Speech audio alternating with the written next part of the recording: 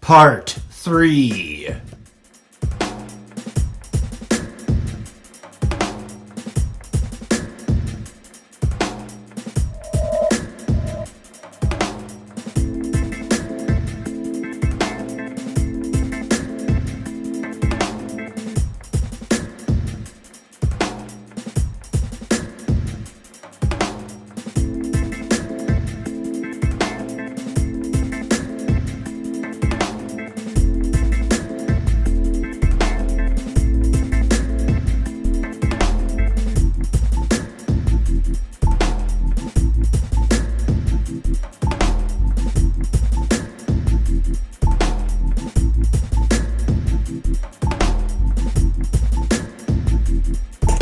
Hello and namaste, dear friends and listeners. Welcome back to the holiday special. I am your ever-eccentric and somewhat disorganized host, the incorrigible Mr. Zebo. With me today, mixing Christmas-like music of electronic-y type natures, is the animatronic DJ Zed. I am unclear whether his name is Zed and his profession is a DJ, or his name is DJ. First name, Zed, last name. Someday we may find out. He just stares at me glaringly whenever I bring it up, as he is wont to do.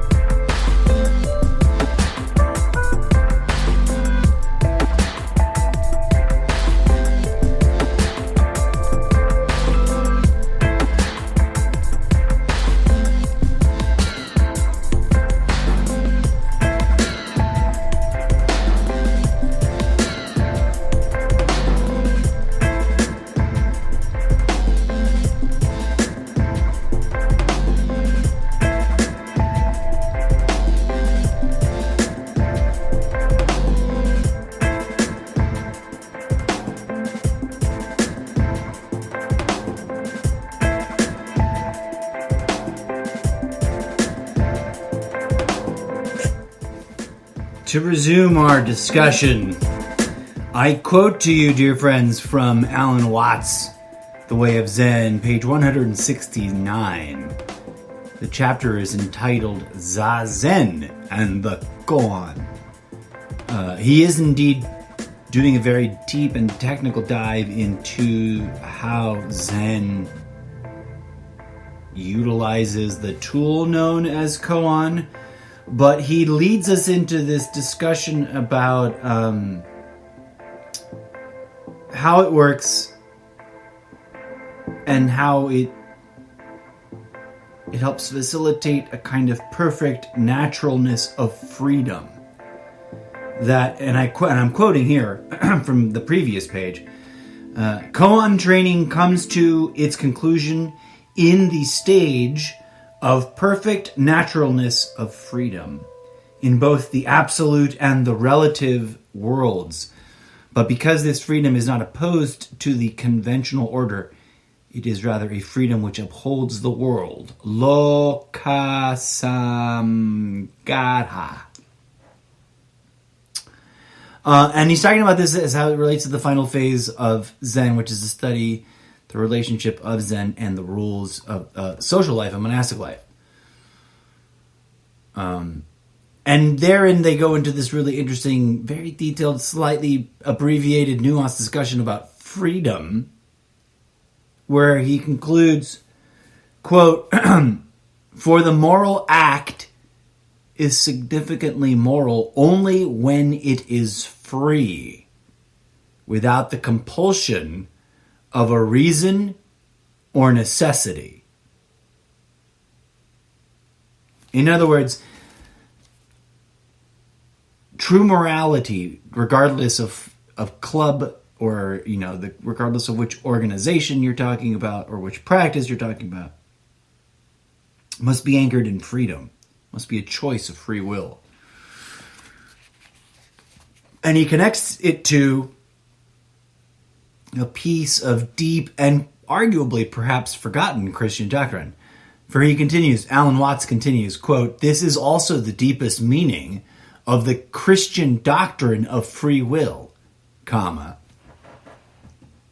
And now, which brings to an interesting, that alone is an interesting statement, which brings to our modern context a demand that we address how we are actually understanding, utilizing, choosing to believe in, and or healthily or not healthily relating to free will, both in our intellectual, cognitive, theoretical understanding of it, and how that is applied practically, like what we actually do.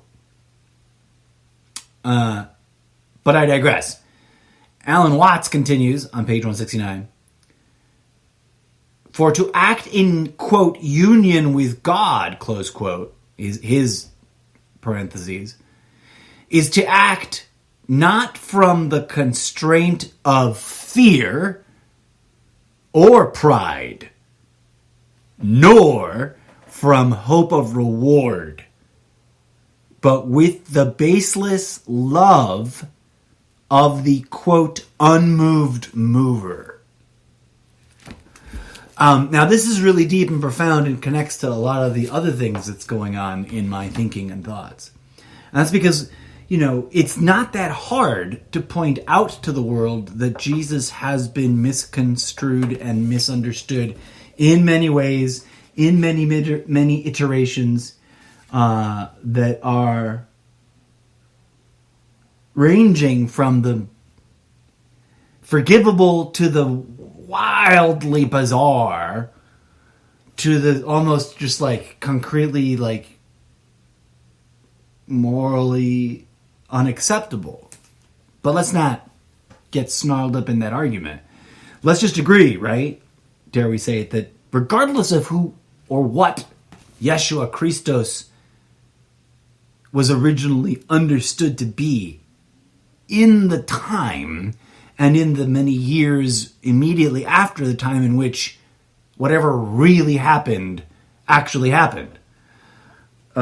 Today, there is nothing but a plethora of truly, wildly, far from that stories and narratives and perceptions, and many, many, many, many, many forgotten things. Not the least of which are the things I've already rambled about.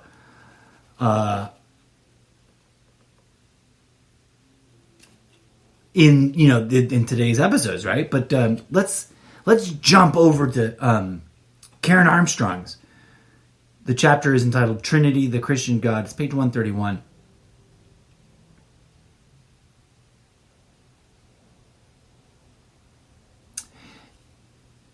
She hits on something really interesting, right? Because let me just quote to her, and I'll try to see if I can connect the bridges.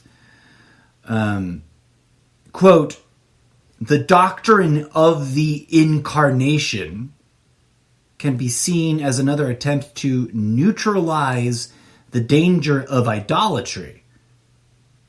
Once, quote, God is seen as a wholly other reality, quote, out there, end quote, he can easily become a mere idol and a projection, which enables human beings to externalize and worship their own prejudices and desires." She goes on to say that other religions and traditions have attempted to prevent this by insisting that the absolute is somehow bound up with the human condition. Which is really interesting. Because does that or does that not very appropriately dissect the manifold problem or problems of how Christianity is understood today? Perhaps, perhaps not. I argue that yes, indeedly do. It kind of does. There's another passage that I came across on my break that I want to make sure I don't miss out on sharing with you. And I believe I put a bookmark down, but I wholly can't remember which book I put the bookmark down in.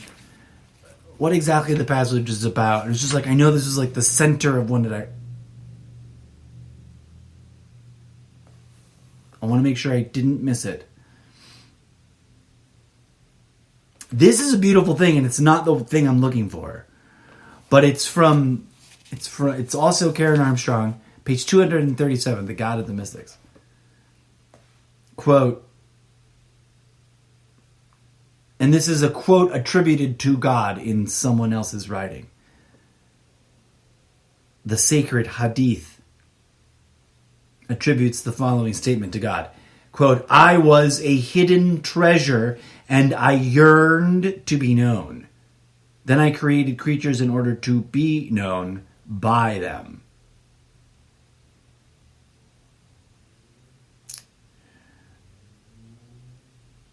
Fractal recursive, right? Interconnectedness. Like, that's something that feeds on itself. Like, God is the way God is because he wanted to know itself, and we are the way we are because we want to know ourselves. Where is this other bit?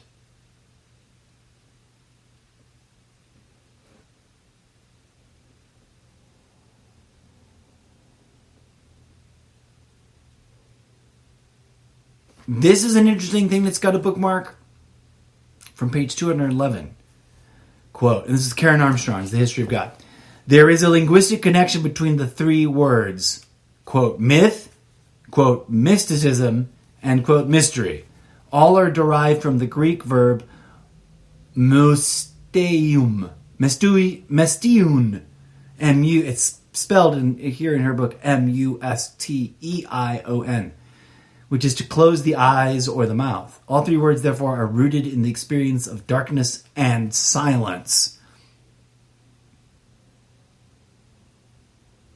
She goes down to explain how they are not typically popular or currently looked upon in good light. But as we remember, herself and others are convinced that Jesus himself was speaking from a mystical place. Where is that bit?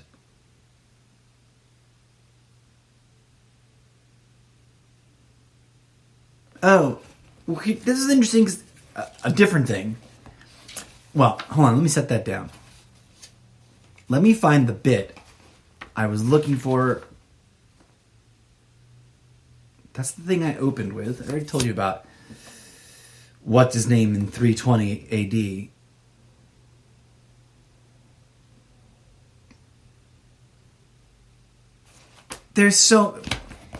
We can get lost in trying to unpack. Oh wait, is this it? Way in the beginning? Way in the top?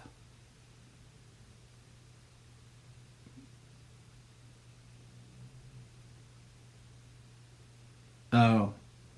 I can't find the thing amongst all these quotes on these pages. Oh, this is important. From her introduction. The human idea of God has a history, since it has always meant something slightly different to each group of people who have used it at various points in time. The idea of God formed in one generation by one set of human beings could be meaningless in another. That's either a liberating idea or a truly frightening idea, because it leads immediately to the conclusion, as she points out in her next sentence. Indeed, the statement, I believe in God, has no subjective meaning as such, but like any other statement only means something in context when proclaimed by a particular community or individual. I'm adding.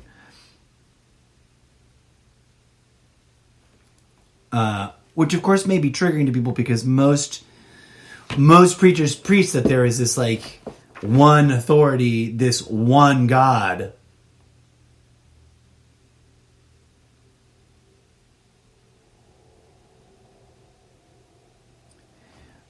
But once, as she says in page 131, once, quote, God, end quote, or close quote, is seen as a wholly other reality, quote, out there, close quote, he can easily become a mere idol and projection which enable human beings to externalize and worship their own projections and desires. And I think I may have already read that today, but because it's really significant in as much as that seems to be a place where we find ourselves today, whilst mystical ideas, thoughts, and interpretations of the same character are vilified, marginalized, ridiculed, and laughed at.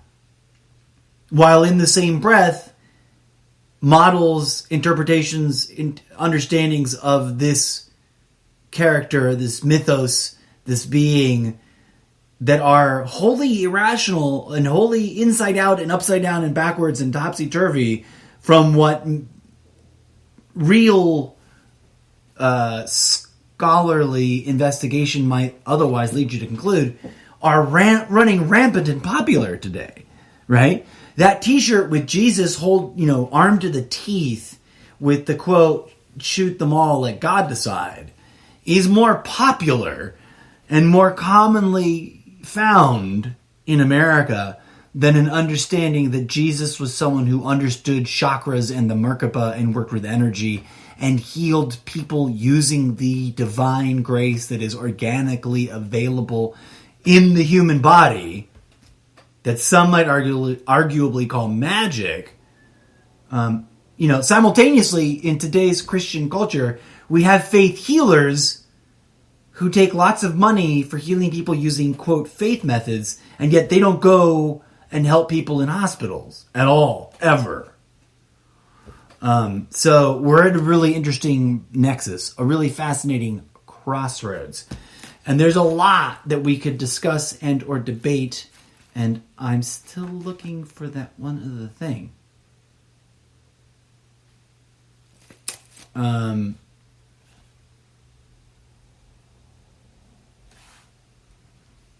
Is this the thing?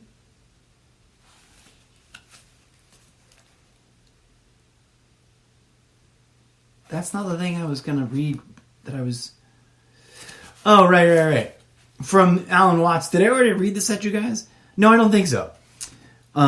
See, that's what differentiates the West and the Eastern and Western traditions. This duality, non-duality problem. This God is in you or God is out there problem. God is law or God is intuition problem, right?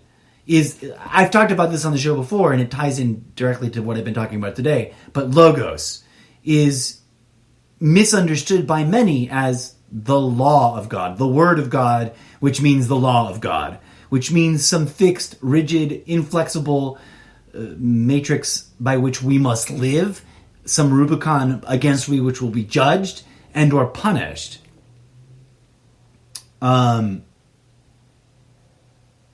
So on page 11, that was not me reading from Alan Watts' book. That was me expressing my thoughts about how all these things kind of interconnect in these flow of quotes that I have throughout been pegging together. From page 11, he's talking about Taoism and how it is and is not a revolution against convention, because that sentence in and of itself is a conventional sentence, right? And then, of course, that those ideas have actually been used as actual pretexts for evolution. He says Taoism is a way of liberation, which never comes by means of revolution, since it is notorious that most revolutions establish worse tyrannies than they destroy. To be free from convention, and if I may interject here, convention can easily be replaced with the word oppression.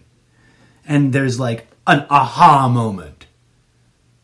And can be easily used at the, convention can be considered the system of oppression, or the bad guys, or the elite, or the cabal, right?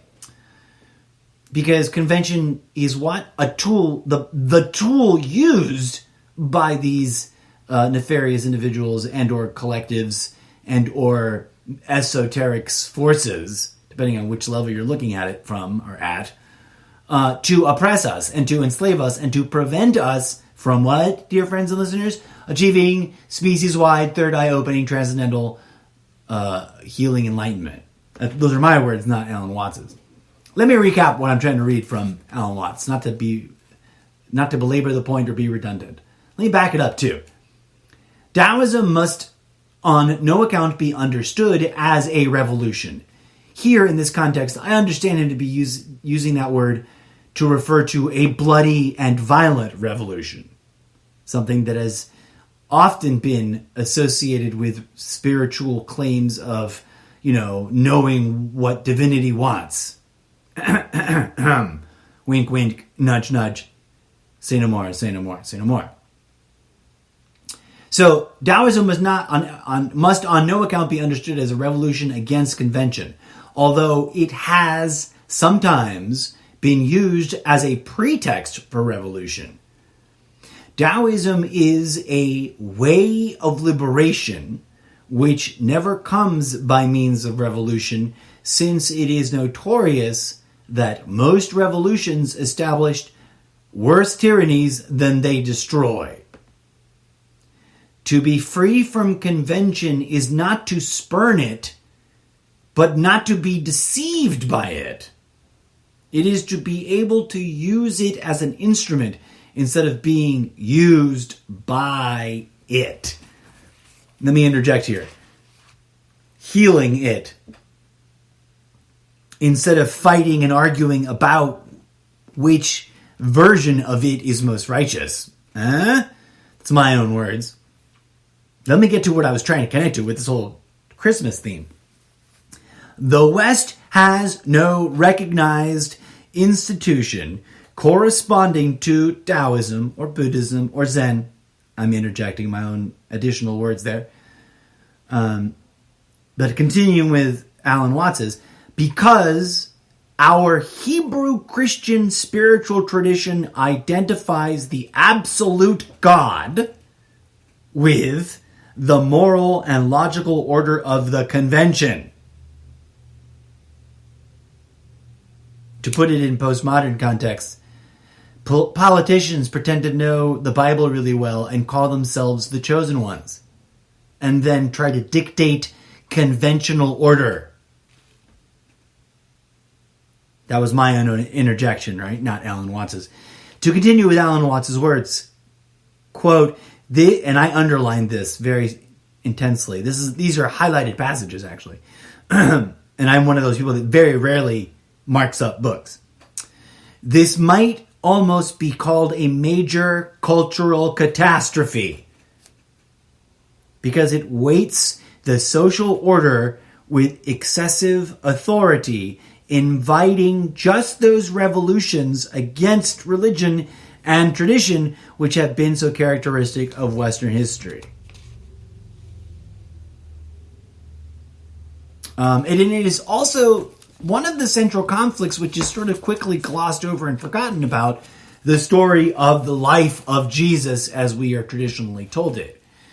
And as we may, it might be even more so as we may have forgotten it, given that, there's so much we have watered it down. Let's take the moment here and cleanse the palate with a bit of wildly, totally unrelated music. Just because I kind of like, that's what my show's about. I throw some crazy ideas at you and then I let them percolate through your consciousness while I play some music I've mixed and or I guess technically electronically produced. Here is Xmas is Massive on GroovePad. I haven't given it another title. Usually I give it like a DJ Zed title, but it didn't catch, it didn't stick, it didn't transfer to when I uploaded this, or I never did it. But may you enjoy for a hot moment this wonky noise.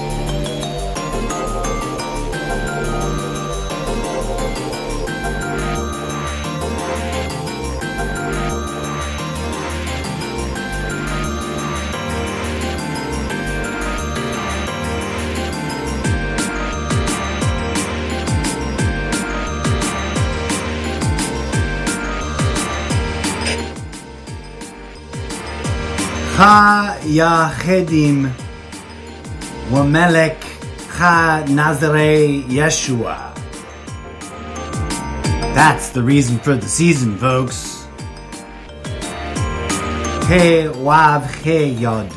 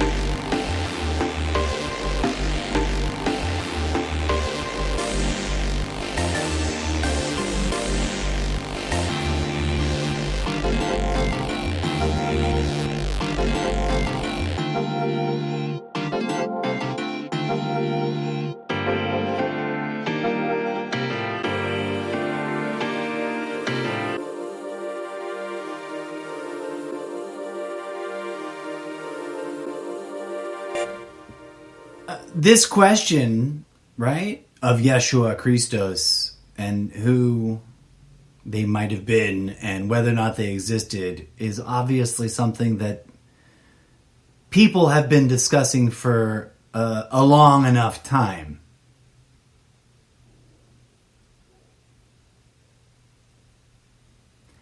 And, according to the calendar, about 2,020 years. And it's literally 2020, right? The year of our Lord, 2020. And we still can't quite come to a concurrence and an agreement. There are plenty of people who insist, as Lars Moll points out on page 16 of his book, The Law of Light, that there isn't enough evidence. Why isn't there more evidence is a really valid question. Why isn't there a really detailed biography?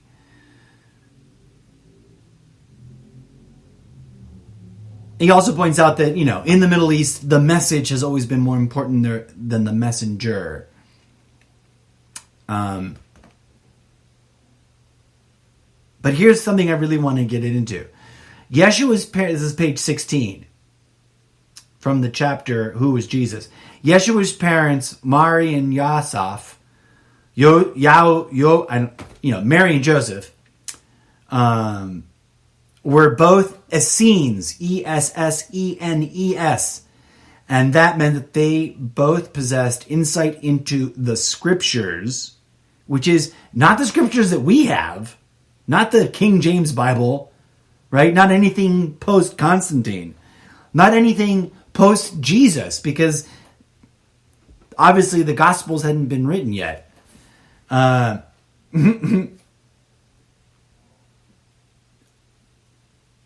Essenes, dressed in white, which explains why there's all this art of Jesus being always in very humble, simple white robes, right? And not something else. They were vegetarians. They were, and this is a bit shocking to people, they practiced, and here I'm quoting, right? The Essenes, quote, the Essenes dressed in white, lived as vegetarians, practiced an economy whereby everything was held in common, opposed the custom of animal sacrifice, took ritual baths, tilled the land, studied and copied the holy writings, so there was already written traditions of what was an oral practice from ancient times, right? They also interpreted dreams, were familiar with astrology, they knew about herbs and crystals, and were outstanding healers. I'm still reading from the book. Two historians of the time wrote of them, quote, a race apart more remarkable than any other in the world. They are truly masters of belief, truth, and uprightness, true servants of peace. And those quotes are Pliny in the first and Josephus in the second.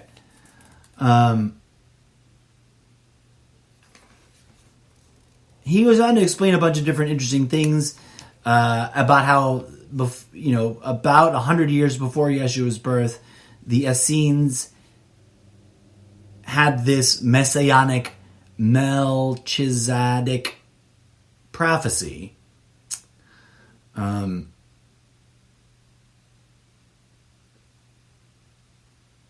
Which is where we get the anointed, which is where we get the label, not the name, Christos.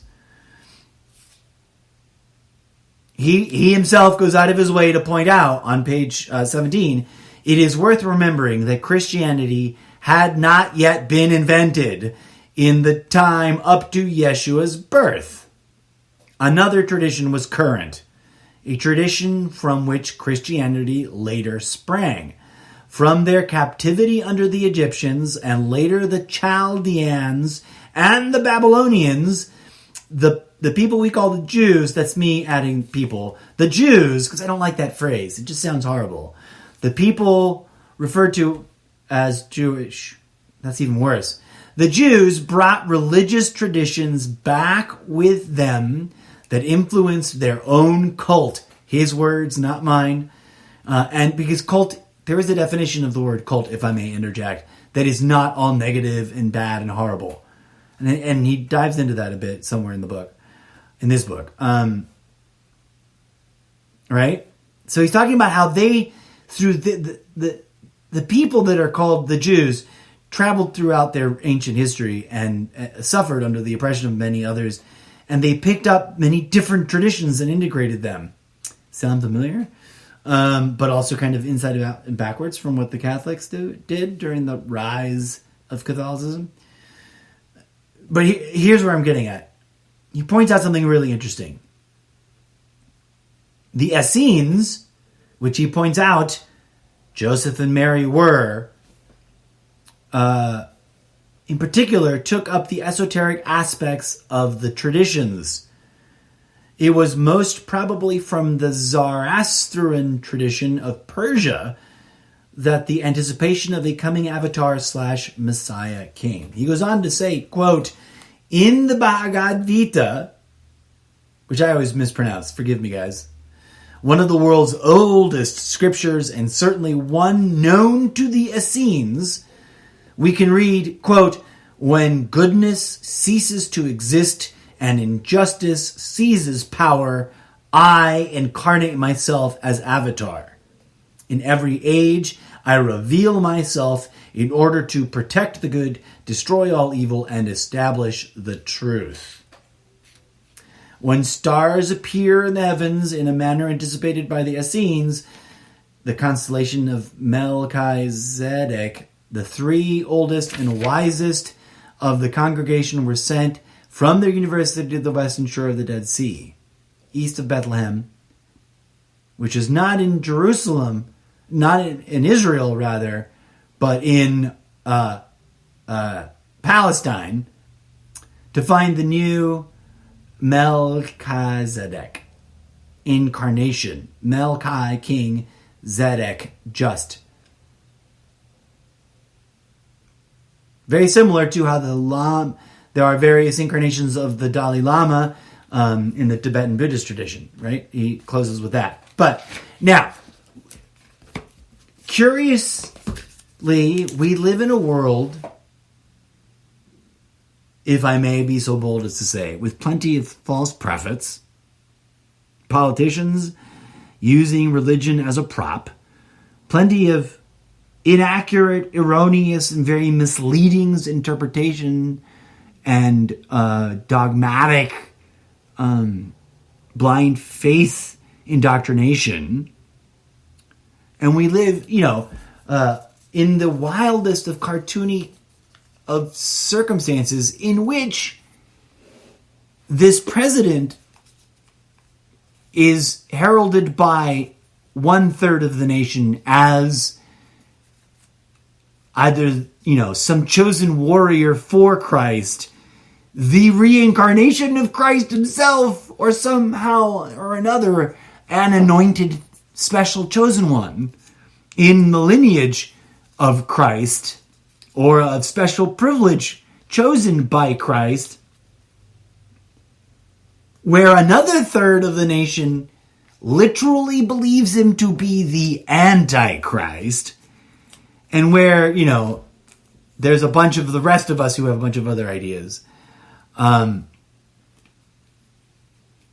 And, curiously, the Christmas star, the great conjunction between the two largest planets, has happened. And there is a general atmosphere of doubling down on the kind of both generic and wildly specific variants of something is going to happen soon. There's been a lot of end of the world prophecies this year, a lot of enlightenment, waking up, astral projection type prophecies this year. There's been a lot of everything this year. And here we are, folks. celebrating and or ignoring and or commiserating and or doing whatever you're doing on December 25th, which for many reasons was a chosen date, not the organic date of his birth, mostly having to do with the sun and how it moves across the horizon of the sky from the Middle East, not from North America, because it's a slightly different angle, therefore creating a slightly different perspective and a different picture.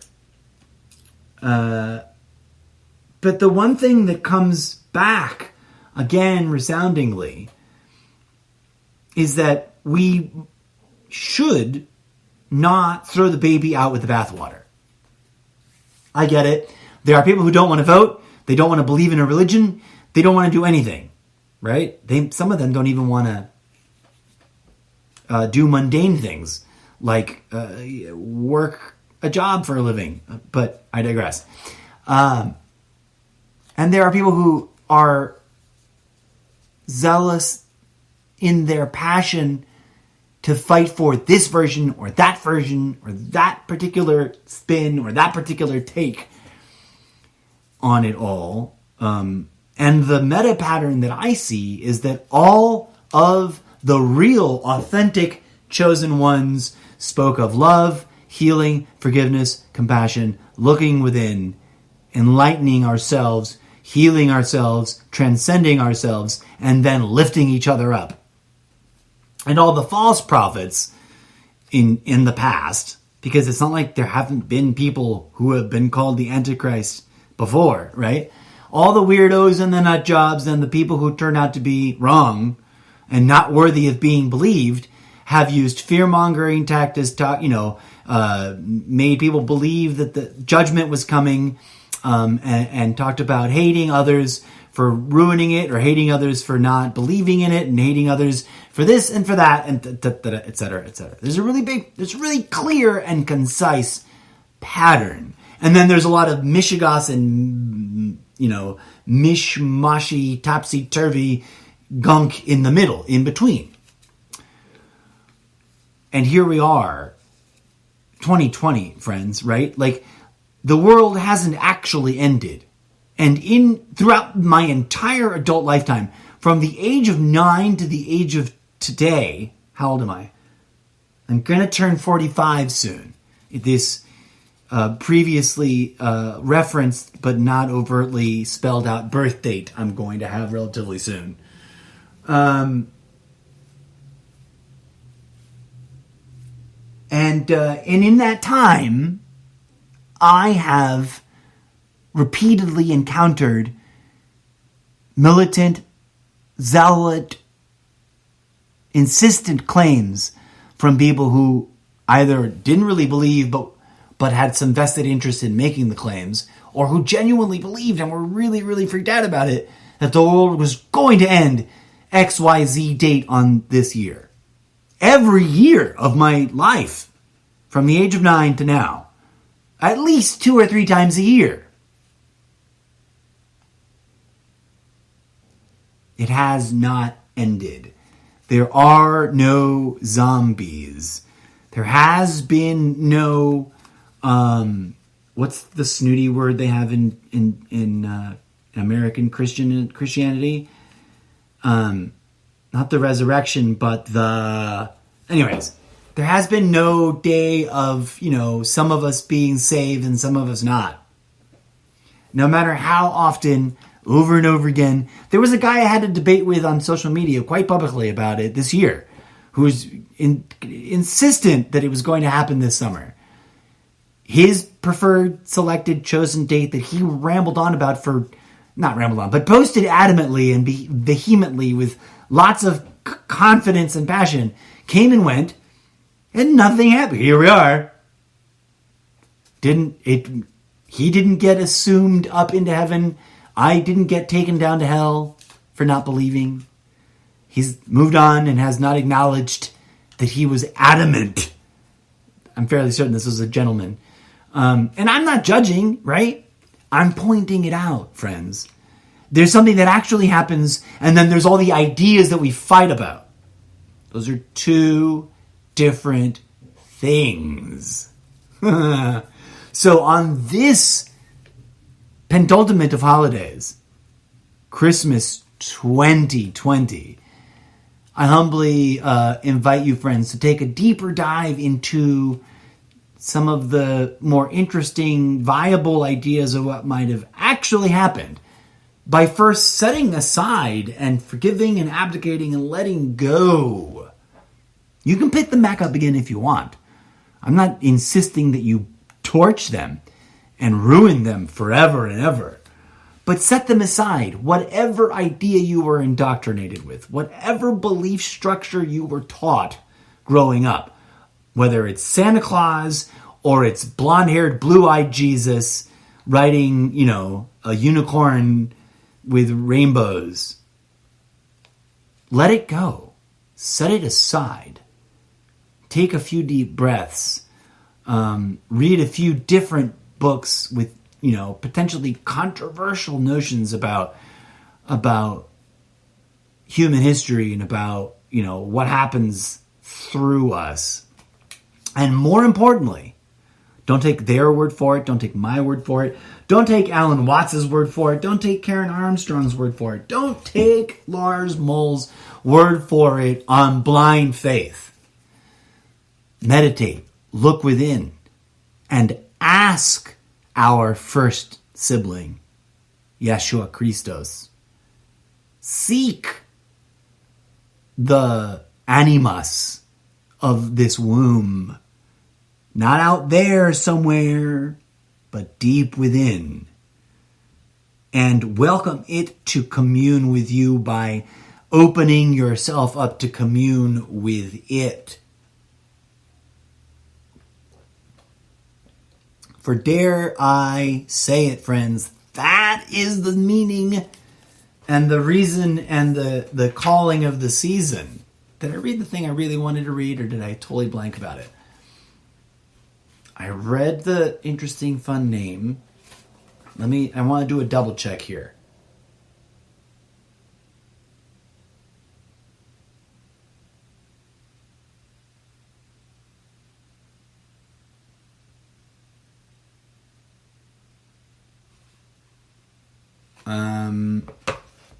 I read the bit about the Bhagavad Gita, right?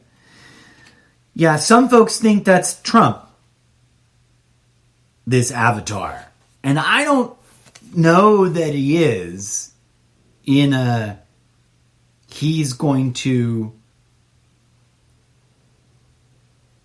activate his Merkaba and disappear into the heavens, having achieved some beautiful, righteous, glorious renewal of some kind of American Christianity here. Especially not if any of this scholarly work looking into the most realistic understanding of what this person we call Jesus might have actually practiced, separate from whatever postmodern dogma we've been handed, right? For example, on page 31 of the Law of Light, the Nazarenes were a mystery school.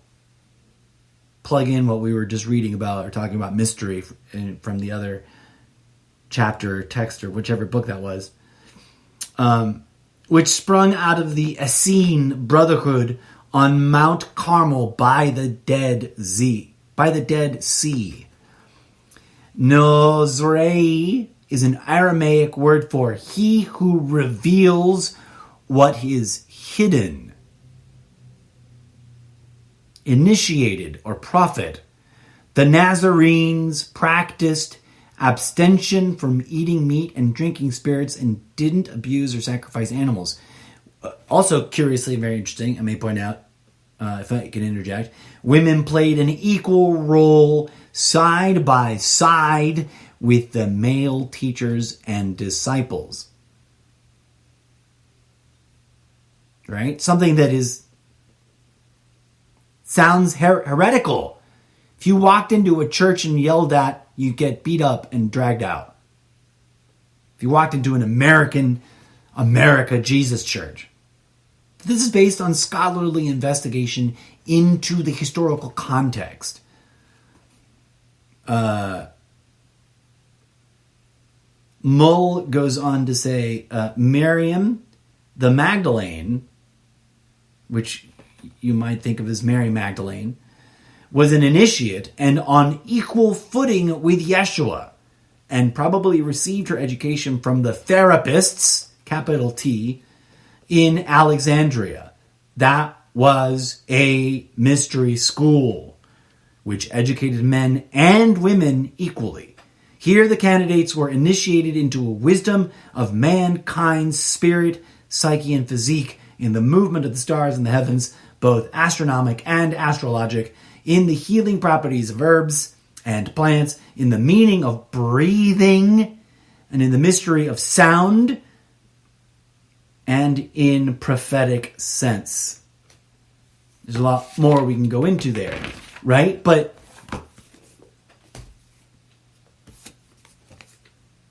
we live at a crossroads where either we return to a deeper understanding of these traditions on all fronts, I'm not just calling out American postmodern gun-obsessed churches. There's literally a church in America, folks, where you bring your automated machine of death into the temple and it is considered it's part of the sacrament. I'm not kidding. Somebody did a whole investigative journalism video documentary about that. And while free will and all, I don't want to sound too judgy. I know that was judgment. Obviously, the urgency in my voice. What I'm trying to discern, not judge, is that in many ways and at many, many levels, that is the exact opposite of what, in most likelihood, the person they are claiming to understand and worship and follow in the footsteps of really did. Jesus didn't profiteer on war. He stood up to government, not by using his guns or swords, but by allowing them to kill him, by forgiving them, by working and teaching the methodologies by which the people would heal that corruption and that profiteering and that and all of those problems. And as we will face the closing out of this, the craziest and most literally comic book-like, and also sort of, wow, that's getting a little bit on the extreme side of, bordering on weird and bizarro. And I don't mean in the my conspiracy theories have all come true kind of way. Because no, they haven't. Check yourself. They haven't, because there's a bunch of stuff you're just turning a blind eye to that didn't ever happen.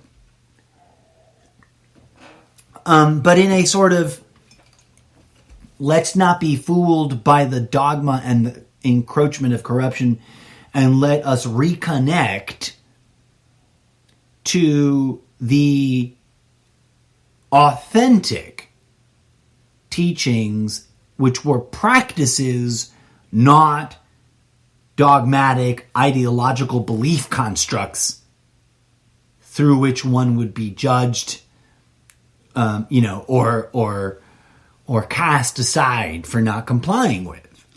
Most certainly didn't involve killing each other, especially not in an organized for profit kind of way, and it sure as hell didn't involve hating each other over political choices, and it certainly didn't involve fomenting at the mouth and wishing for a civil war in the name of some false prophet who hasn't even done anything in any way, shape, or form Christ-like. Right? Despite all the weird secondary, tertiary, associative claims in those weird, beliefs that have cropped up around him. He truly has done nothing that complies with the true and authentic meaning of the idea of being Christ-like, of following in the footsteps of Christ. He hasn't. Is he vegetarian? No. Does he heal people with his energy magic? No. Does he speak truth? No. He says that he speaks truth. He claims not to be a liar, but he's a pathological liar and a con artist and a cheater and, although I don't judge consenting adults doing naughty things in a healed and healing and loving relationship, he's sort of a pervert in the more correct and meaningful sense of the term, in that he has no healing and love and inclusion in his use of sex, right? Like his use of sex is about objectification, and it is about greed as much as his political actions are. And while I think it will be it has been and will continue to be a hard pill to swallow for those who are self-proclaimed Christians who have chosen to try and believe that this spray-tanned used car salesman of a reality TV show host, of a con artist and general perv is somehow. Now, I also know that I'm betraying, like I'm inherently making myself technically wrong, right? Because as anybody who's been listening along to my show long enough understands, I argue that which is God is everything and everyone. But that's in that sort of other selfless kind of way. Like God is the singing vibratory wiggles of, quantum string and quarks and molecules. God is the blood in my veins as much as he is the aptitude or aperture of consciousness. But in terms of what Yeshua is in a meaningful way, and if there is truly the polemic and dichotomous, duopoly of if there is a Christos, then there is an anti-Christos.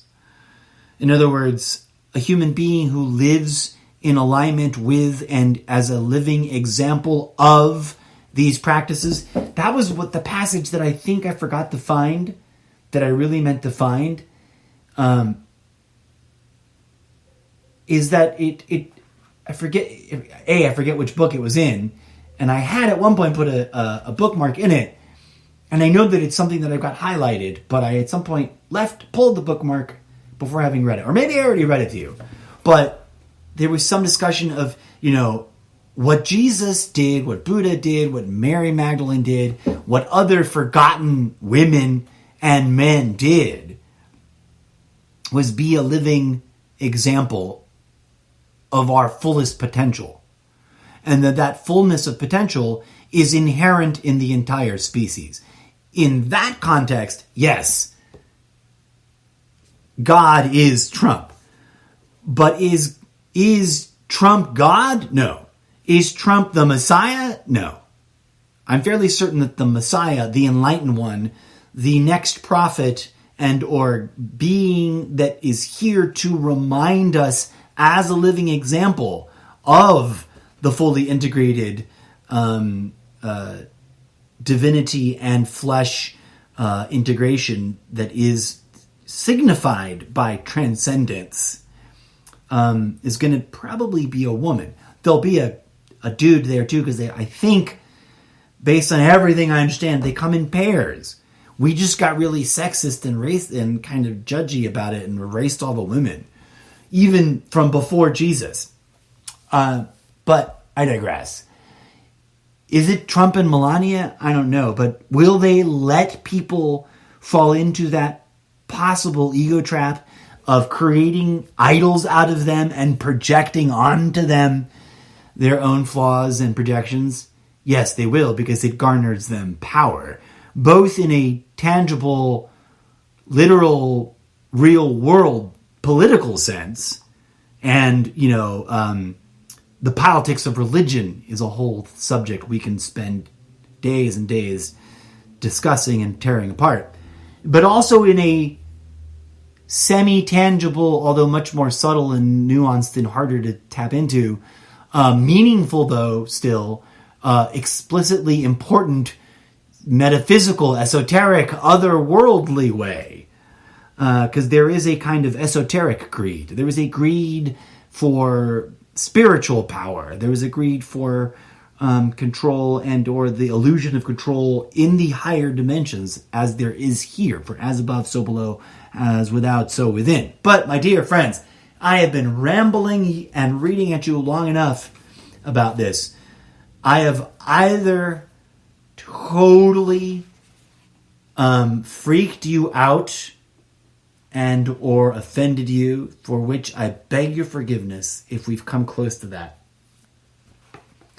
Or I've shared with you some thoughts and ideas and words and references to sources of insight and wisdom that actually appeal and might intrigue you, even if it's a little bit disarming and a little bit weird and a little bit different and a little bit counterintuitive and or maybe a little bit triggering based on your prior teaching. And since we're closing on forgiveness, even in today's extremely hypocritical and two-faced versions of Christianity as we know them here in America, they talk about God's forgiveness. And here in the Law of Light on page 94,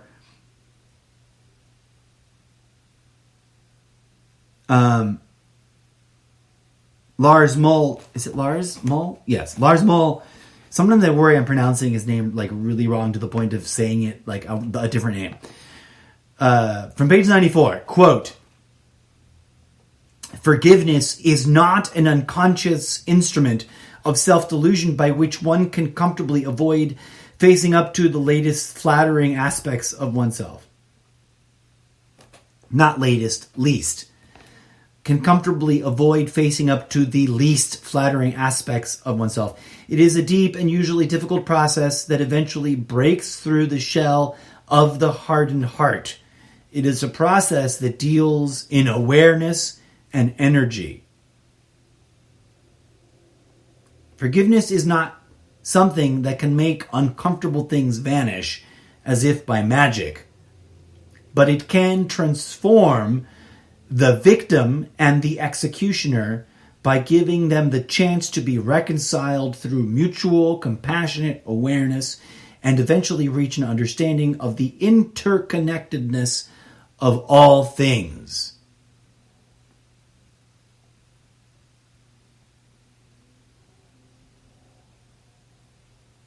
And there's a lot that he dives into there throughout. But he points out that, any kind of system, law, or karma without forgiveness is as flawed as the Old Testament idea of an eye for an eye and a tooth for a tooth for tooth. Because that renders death,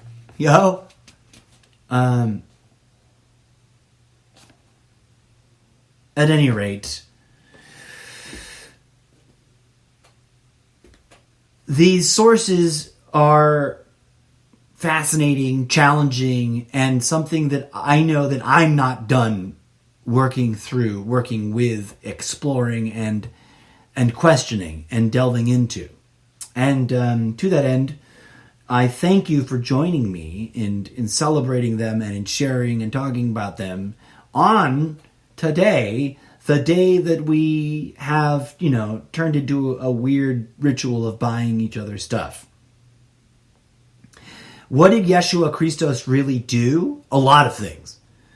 Not the least of which was get sacrificed for being a speaker of mysteries and mystic wisdom and truths in the form and format, not of dogmatic beliefs, but of healing, practical, pragmatic, spiritual practices of various kinds that in that day, in that era, give or take whatever, 100 and some odd years that we aren't entirely sure exactly when it actually happened, it was a threat to the system.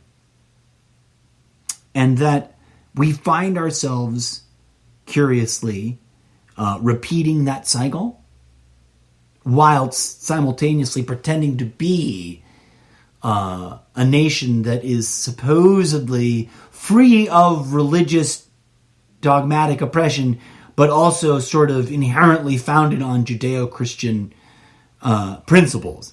We're a nation of laws and principles whose current president is the living embodiment of hypocritical violation of those laws and principles, while pretending to and claiming to be some sort of fulfillment of prophecy. And that the only answer is to find that way to become the healers that Yeshua and Magdalene and Buddha and Krishna and, all the nameless others tried to remind us how to become. Because in doing so, we do not just become our own healers and become our own saviors, but we become our own healers and saviors collectively. If you think Jesus' message was different than that, and that somehow it had something to do with fighting the bad guys and killing them, I humbly invite you to question your attachments.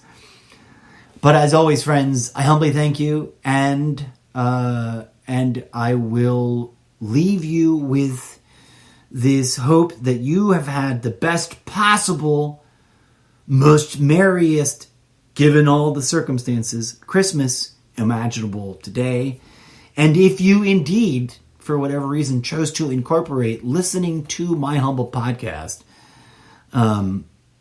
during the holidays, as you celebrate them in whatever way you're choosing to celebrate them, I am deeply touched and in your gratitude and in your debt, kind of, in terms of that, it's a beautiful thing. I'm just trying to thank you.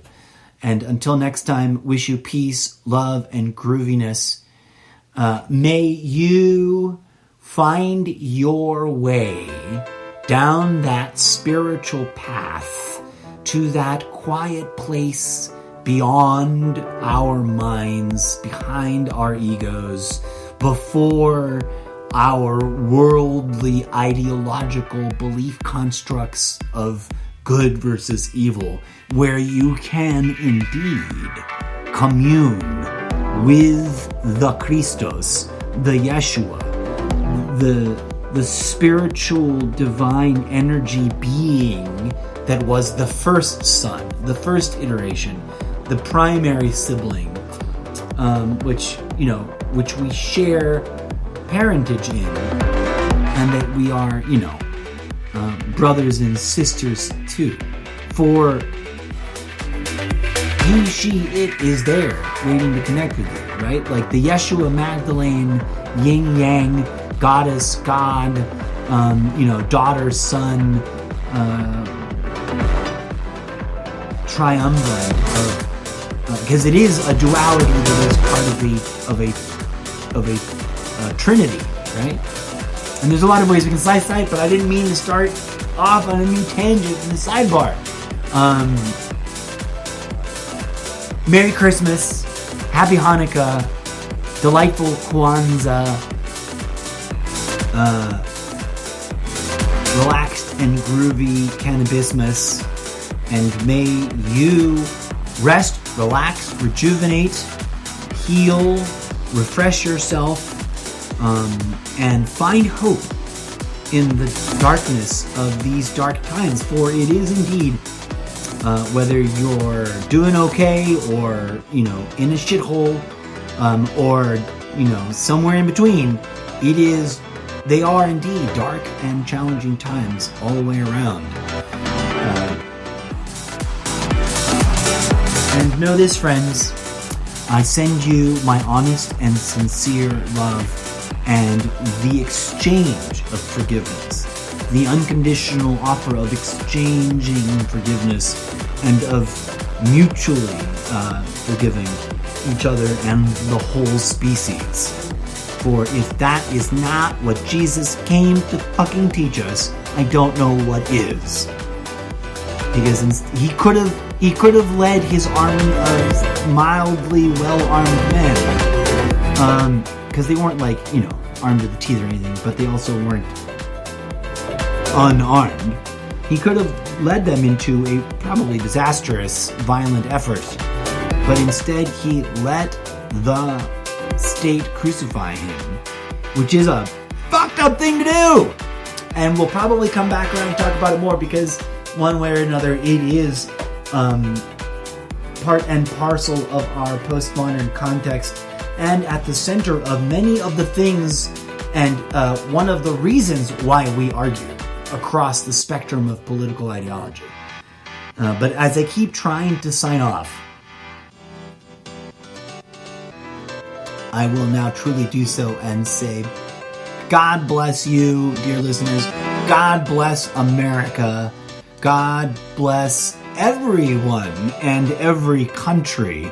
God bless the planet, for it is the mother womb that gives birth to us. And we are God's children. Amen and hallelujah. May you have a beautiful few days off. I'm going to be offline for at least 3 days. Although I might make myself a liar and jump back on the podcast tomorrow. I don't know. But I'm going to try to be as offline as possible for 3 days. Namaste, friends. Peace out.